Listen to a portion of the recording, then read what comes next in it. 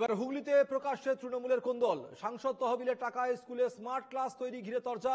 সাংসদ রচনা বন্দ্যোপাধ্যায়ের নিশানা বিধায়ক অসিত মজুমদার। স্কুলে স্মার্ট ক্লাস তৈরিতে বাধার অভিযোগ তৃণমূল বিধায়কের বিরুদ্ধে। এমনি স্কুলের শিক্ষিকাদের গালিগালাজও দিয়েছেন তৃণমূল বিধায়ক। অভিযোগ তুলে অসিত মজুমদারকে নিশানা রচনা বন্দ্যোপাধ্যায়ের। যা বলার দলকে জানাবেন। বিতর্কে আবহে মন্তব্য তৃণমূল বিধায়কের।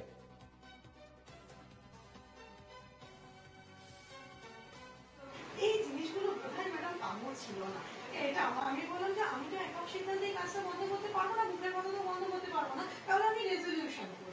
আমি সাথে সাথে সুভাষিস থেকে বললাম তাহলে আমি রেজলিউশন করে আমি খাতা বের করুন।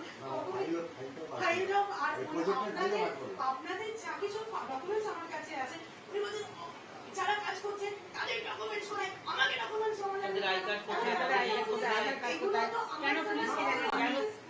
এইরকম মানে ভাষা প্রয়োগ, এই জিনিসগুলো বোধহয় ম্যাডাম কাম্য ছিল না। এটা আমার মানে খুব ম্যাডাম আমরা শুধু আমরা লজ্জিত, আমরা ক্ষমা প্রার্থী, এর থেকে বেশি আমি এটা খুব দুর্ভাগ্যজনক যে আমরা একটা ভালো কাজ করতে চাইছি, সেখানে বিধায়কের এরকম ভাবে হস্তক্ষেপ করে বন্ধ করে দেওয়া হচ্ছে এবং তার স্কুলের প্রতি কোনো ভালোবাসা নেই, মহিলাদের প্রতি কোনো শ্রদ্ধা নেই, স্টুডেন্টসদের জন্য কিছু ভাবছেন না। আজ অব্দি তো নিজে কিছু করেননি, আর যখন এমপি এসে করছেন তখন সেটা পছন্দ হচ্ছে না। আর ভাবছিলেন যে এরকম ভাবে যদি চলে যায়। একটা অনুরোধ, আমি বললাম যে আমি তো একক সিদ্ধান্তে। প্রবীর প্রামাণিক রয়েছেন আমাদের সঙ্গে এই মুহূর্তে। প্রবীরের কাছে চলে যাবো। প্রবীর, অসিত মজুমদারকে মাঝের মধ্যেই আমরা দেখি তিনি রাস্তায় নেমে মানুষকে নিয়ে কাজ করছেন, আন্দোলন করলেও তিনি রাস্তায় নেমে মানুষকে নিয়ে আন্দোলন করছেন। কিন্তু আজকে যে অভিযোগ উঠে এলো অসিত মজুমদারকে নিয়ে, তা তো অনভিপ্রেত একরকম। এ তো আবার তৃণমূলের গোষ্ঠীদ্বন্দ্ব শুরু হয়ে গেল বলা চলে হুগলিতে। দেখো সুমিত, এক প্রকার এটাই কিন্তু যে তৃণমূল বিধায়কের সঙ্গে সাংসদের একটা দ্বন্দ্ব কিন্তু এবার প্রকাশ্যে চলে আসলো। ঘটনাতে বলা যায় যে এই যে চুচুড়ার যে বালিকা বাণীমন্দির স্কুল, এখানে সাংসদ কোটায় একটি স্মার্ট ক্লাসরুম তৈরি করছেন সাংসদ, কিন্তু বিধায়ক ওই স্কুলের পরিচালন যে সমিতি আছে তার কিন্তু একদম মানে সদস্য, কিন্তু তিনি জানেন না এই বিষয়ে। যে সাংসদ তিনি ওই স্কুলে গেছিলেন এবং কাজ ঠিক হচ্ছে কিনা দেখতে গেছিলেন, তখনই কিন্তু ওই স্কুলের যে দিদিমণি প্রধান শিক্ষিকা তিনি একটা অভিযোগ করেন সাংসদের কাছে যে তাকে নাকি বিধায়ক এসে সাথিয়ে গেছে, কেন তিনি এমপি কোটায় টাকাতে সেখানে ক্লাসরুম করছেন এই নিয়ে নাকি তিনি অশ্লীল কথাবার্তাও বলেন। সেই কথা শোনার পরেই কিন্তু সাংসদ প্রকাশ্যে ক্যামেরার সামনে কিন্তু বলে দেন যে বিধায়কের এখতিয়ার নেই এরম ভাবে কথা বলা মানে শিক্ষিকাদের সঙ্গে। কিন্তু তার পরিপ্রেক্ষিতে কিন্তু বিধায়ক কিন্তু কোনো কথাই কিন্তু আমাদের সংবাদ মাধ্যমের সামনে বলতে চাইনি। তিনি পরিষ্কার করেন উনি বলেছেন কি কথা সেটা আমার জানার বিষয় নয়, আমি ওনার বক্তব্যের পরিপ্রেক্ষিতে আমি কোনো মন্তব্য করবো না, আমি যা বলার কিন্তু দলকে বলবো। আর এই ঘটনা যখনই প্রকাশ্যে আসে তখনই কিন্তু এক প্রকার কার্যত দেখা যাচ্ছে যে বিধায়কের সঙ্গে যে সাংসদের একটা সম্প্রতি দূরত্ব সৃষ্টি হয়েছে, মানে দ্বন্দ্ব সৃষ্টি হচ্ছে, সেটা কিন্তু প্রকাশ্যে চলে আসছে। একদমই প্রবীর, অনেক ধন্যবাদ।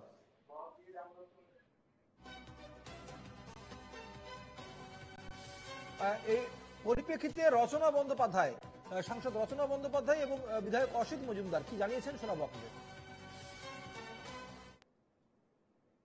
বাণী মন্দির বলে নয়, আরো অনেক স্কুল আমার থেকে চেয়েছে। আমি সবাইকে কথা দিয়েছি যে আমি নিশ্চয়ই ধীরে ধীরে এমপি লাগে টাকা থেকে স্মার্ট ক্লাসরুম করে দেবো একজন করে। সেই ক্ষেত্রে আমার বাণী মন্দিরও লিস্টে ছিল এবং আমি সেখানে স্মার্ট ক্লাসরুমের প্রস্তুতি নিয়েছিলাম এবং করেছি। আমি আজকে এই কথাটি শুনে আমি অবাক হয়ে গেলাম যে তৃণমূল কংগ্রেস পার্টির বিধায়ক এখানে এসেছিলেন এবং এখানে এসে উনি সম্মানীয় যারা এখানে টিচার্সরা রয়েছেন, শিক্ষিকারা রয়েছেন, শিক্ষকরা রয়েছেন, তাদেরকে অশ্রাব্য ভাষায় গালিগালাজ করেছেন এবং কেন এই স্মার্ট ক্লাসরুম এমপি লাগের টাকায় দেওয়া হলো সেই বিষয়েও উনি প্রচুর চিৎকার চেঁচামেচি করেছেন এবং সব কাগজপত্র বার করতে বলেছেন এবং বলেছেন কেন এই ক্লাসরুম হবে এবং ক্লাসরুম করার পারমিশন কে দিয়েছে।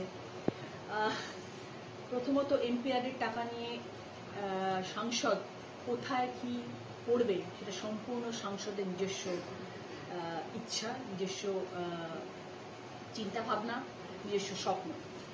তার পাশে আমি কিভাবে আমার সাংসদের তহবিল থেকে টাকা নিয়ে আমি কোথায় কি করবো সেটা সম্পূর্ণ সেটা আমার ইচ্ছে, সেই ব্যাপারে কেউ কোনো বক্তব্য রাখতে পারে না। ব্যাপারে কিছু বলতে চাই না। ঘটনা কি সত্য নয়?